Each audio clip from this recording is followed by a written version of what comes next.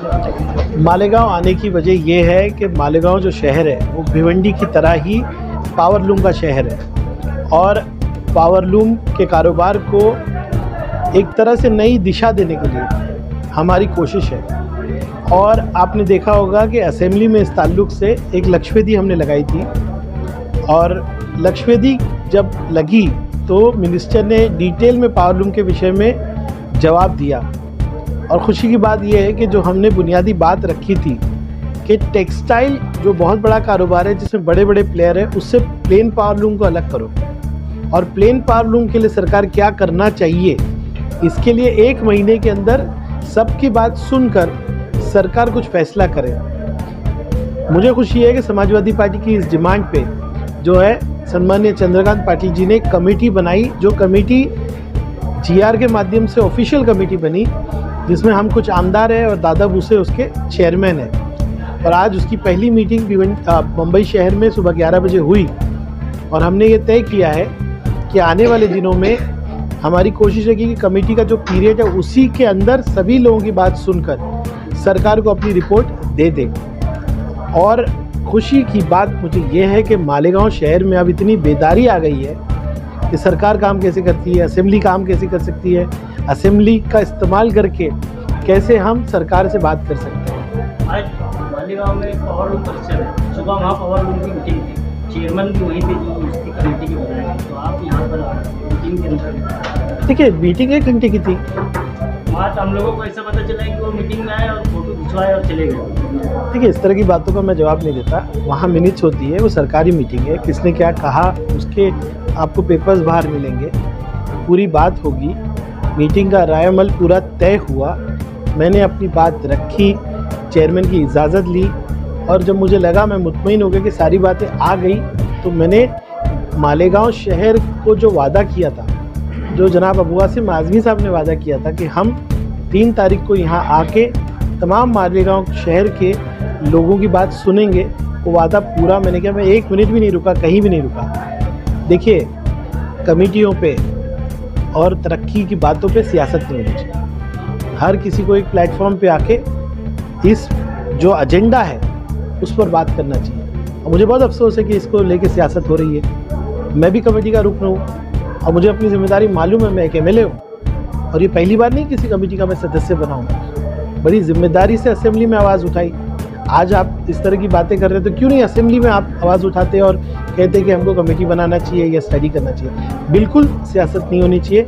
सभी लोग को, चाहे आमदार स्थानिक आमदार हो, मैं हूँ, जनाब अबू वासिम आज़मी साहब है, सब एक प्लेटफॉर्म पे आके पावरलूम के लिए काम करना चाहिए। आज जो मीटिंग हुई उसमें क्या कहते हैं? देखिए मीटिंग जो होती है ना उसकी मिनट्स होती है, मैं बहुत सारी बातें बाहर नहीं करना चाहता। वो मीटिंग जो होती है वो उस कमरे के तहत होती है, लेकिन एक अहम मुद्दा हमने मीटिंग में रखा है और मुझे लगता है कि भिवंडी और मालेगांव और जहाँ जहाँ पे अक़लियती समाज के लोग पावरलूम से जुड़े हुए हैं उनके लिए ये बहुत ही गेम चेंजर होगा।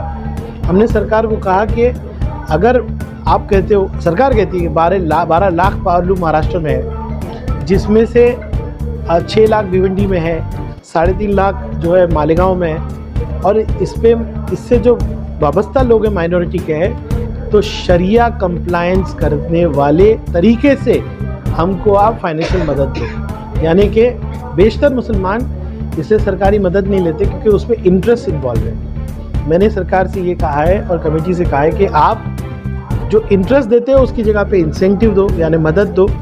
हमको कोई ऐसी बात मत करो जो शरिया के बाहर हो। और मैं खुले तौर से कहूँगा कि सभी मेंबर्स ने इस बात की तायीद की। चेयरमैन साहब ने भी कहा कि अगर मुसलमानों के लिए शरिया कंप्लायंट यानी शरिया के मुताबिक कोई स्कीम बनती है तो मुसलमान इसका ज़्यादा फ़ायदा उठा सकते हैं। तो ये एक अहम बात है। बाकी मुझे लगता है कि सरकार की मानसिकता है कि कुछ न कुछ बड़ा फ़ैसला पावरलूम के ताल्लुक से करे, इसलिए हमारी लक्षवेदी पे कमेटी भी बनाई गई।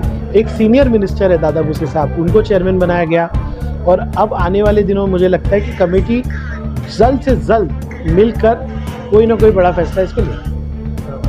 कमेटी बनाई गई है, इसके सदस्य आप लोग को इतना नॉलेज नॉलेज होगा तो इसीलिए आपको लिया गया। लेकिन मालेगांव शहर के आज की मौजूदा एमएलए वहाँ पर मीटिंग में मौजूद थे, वो कह रहे हैं कि आज की जो मीटिंग है ये अनऑफिशियल है, लेकिन एक तरह से देखा जाए तो ये मीटिंग तो बुनकरों के हितों के लिए, तो ये साफ ये कह रहे हैं कि ये बोगस बातें हैं, मतलब बोगस होने वाला है यहाँ पर आज। देखिए, फर्स्ट ऑफ ऑल बात ये है, मैं खुद आपसे कह रहा हूँ, सुबह जो मीटिंग हुई वो ऑफिशियल मीटिंग थी।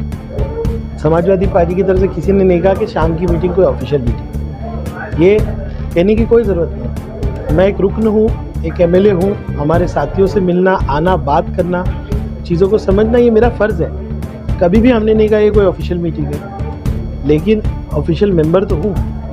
समाज से आके, समाज के बीच में आके, बुनकरों के बीच में आके उनकी बात सुनना ये मेरा अधिकार भी है, प्लस मेरी जिम्मेदारी भी है। तो मेरा ये कहना है आपके माध्यम से तमाम लोगों से, इस पर सियासत न करें, सब लोग आए, मिले।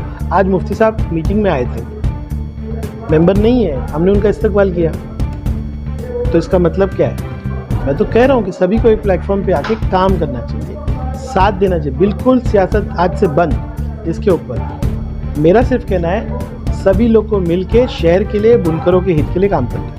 भाई भिवंडी के बाद मालेगांव शहर में सबसे ज़्यादा पावरफुल है, लेकिन यहाँ के मौजूदा एमएलए को उसमें जो समिति बने उसमें लिया नहीं गया। देखिए, मैंने आपसे क्या कहा, सदस्य किसको बनाना ये सरकार का अधिकार है। मुझे लिया गया इसलिए कि लक्ष्यवेदी मेरी थी। अब इस पे कौन मेंबर है, कौन नहीं भी मेंबर है, तो आमदार है, वो अपने सुझाव रख सकते हैं। तो प्लीज़ इस पे कोई सियासत न करें। बुनियादी बात क्या है, बुनकरों के मसले, बुनकरों के मसलों के लिए हल, सिर्फ इसी पे बात कीजिए। नरेश भाई, इससे पहले भी जो है कई कमेटियाँ तश्कील पाई, लेकिन जो है उसका कोई रिपोर्ट और कुछ ऐसा आया नहीं, तो आपको क्या लगता है कि ये कमेटी कुछ कर पाएगी? देखिए, पहली बात तो बहुत सारे लोग कह रहे हैं, इससे पहले बहुत कमेटियाँ बनी। कौन सी कमेटी बनी? पावरलूम के लिए पहली कमेटी बन रही, टेक्सटाइल कमेटी बनी है। टेक्सटाइल कमेटी का मैं सदस्य था। टेक्सटाइल कमेटी ने टेक्सटाइल पॉलिसी बनाई। आज महाराष्ट्र स्टेट के पास अपनी पॉलिसी है, इससे पहले महाराष्ट्र स्टेट की टेक्सटाइल पॉलिसी बहुत कमज़ोर थी। और कमेटी बनने के बाद जो चीज़ें बाहर आती है उसमें क्या खामी है, उस पर बात होना चाहिए। नाउम्मीद क्यों होना चाहिए आपको? अच्छा, और कौन सा रास्ता है काम करने का? सरकार से बात करने का एक तरीका यही है ना, कमेटी बनाना, उसकी रिपोर्ट बनना, उसकी सिफारिश करना। सरकार किसकी है? बीजेपी, शिवसेना, एनसीपी की। हमारा फ़र्ज़ है लोगों के मसाइल को रखकर एक अच्छी रिपोर्ट बना के देना। सरकार की नीयत कितनी साफ़ है थोड़े दिन में पता चल जाएगा। लेकिन मुझे लगता है कि जितनी ज़ोर से हमने असेंबली में बात रखी है, सरकार भी अब मजबूर है कि 30 लाख लोग जो काम करते हैं और 12 लाख जो पावरलूम है, सरकार इतनी बड़ी तादाद को नज़रअंदाज नहीं कर सकती, और करेगी तो आने वाले इलेक्शन में उसका खामियाजा।